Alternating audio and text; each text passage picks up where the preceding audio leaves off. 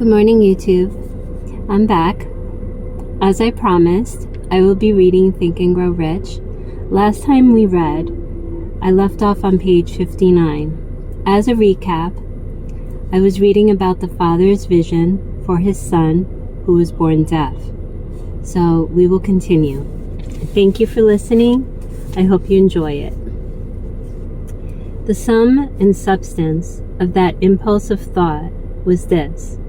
It occurred to him that he might be of help to the millions of deafened people who go through life without the benefit of hearing devices. If he could find a way to tell them the story of his changed world, then and there, he reached a decision to devote the remainder of his life to rendering useful service to the hard of hearing.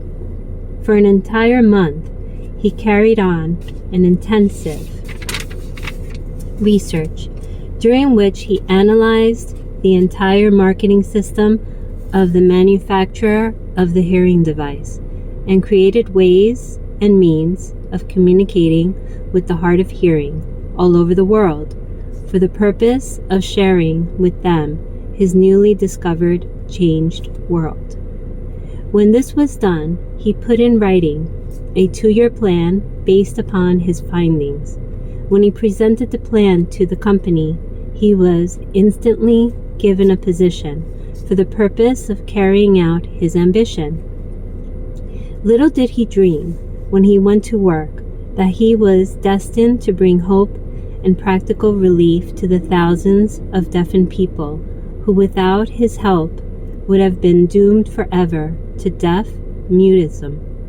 Shortly after he became associated with the manufacturer of his hearing aid, he invited me to attend the class conducted by his company for the purpose of teaching deaf mutes to hear and to speak. I had never heard of such a form of education. Therefore, I visited the class, skeptical but hopeful that my time would not be entirely wasted. Here I saw a demonstration which gave me a greatly enlarged vision of what I had done to arouse and keep alive in my son's mind the desire for normal hearing.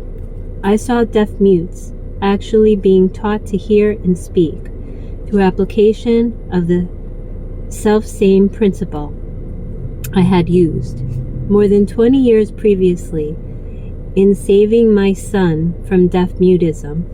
Thus, through some strange turn of the wheel of fate, my son Blair and I have been destined to aid in correcting deaf mutism for those as yet unborn.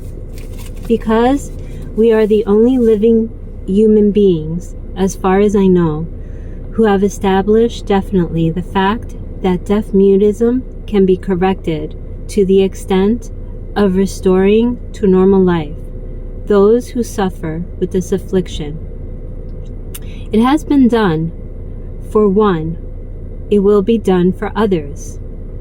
There is no doubt in my mind that Blair would have been a deaf mute all his life if his mother and I had not managed to shape his mind as we did. The doctor who attended at his birth told us confidently, the child might never hear or speak. A few weeks ago, Dr. Irving Voorhees, a noted specialist on such cases, examined Blair very thoroughly. He was astounded when he learned how well my son now hears and speaks, and said his examination indicated that theoretically the boy should not be able to hear at all, but the lad does hear, despite the fact that X-ray pictures show there is no opening in the skull whatsoever, from where his ears should be to the brain. When I planted in his mind the desire to hear and talk and live as a normal person, there went with that impulse some strange influence which caused nature to become bridge builder and span the gulf of silence between his brain and the outer world by some means which the keenest medical specialists have not been able to interpret. It would be sacrilege for me to even conjecture as to how nature performed this miracle. It would be unforgivable if I neglected to tell the world as much as I know of the humble part I assumed in the strange experience. It is my duty and a privilege to say I believe, and not without reason, that nothing is impossible to the person who backs desire with enduring faith. I love that, and I believe that's true. I'll read this again. I think this is memorable. I know of the humble part I assumed in the strange experience. It is my duty and a privilege to say I believe, and not without reason, that nothing is impossible to the person who backs desire with enduring faith. Verily, a burning desire has devious ways of transmuting itself into the physical equivalent. Blair desired normal hearing. Now he has it. He was born with a handicap which might easily have sent one with a less defined desire to the street with a bundle of pencils and a tin cup.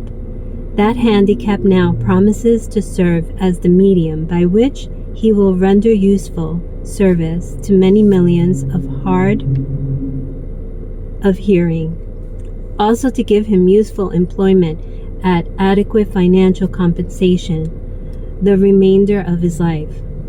The little white lies I planted in his mind when he was a child, by leading him to believe his affliction would become a great asset, which he could capitalize, has justified itself. Verily, there is nothing right or wrong, which belief plus burning desire cannot make real. These qualities are free to everyone. In all my experience in dealing with men and women who had personal problems, I never handled a single case which more definitely demonstrates the power of desire. Authors sometimes make the mistake of writing of subjects of which they have but superficial or very elementary knowledge. It has been my good fortune to have had the privilege of testing the soundness of the power of desire through the affliction of my own son. Perhaps it was providential that the experience came as it did, for surely no one is better prepared than he to serve as an example of what happens when desire is put to a test. I will stop here. We left off on page 62. I will continue again shortly. I hope you enjoyed this read. And don't be afraid to reach for the stars. Really, in life, nothing's impossible. If you have that desire, it's there for a reason, and I encourage you to explore it more. God bless, and thank you for listening, and have a wonderful day. I enjoyed reading to you. Bye for now.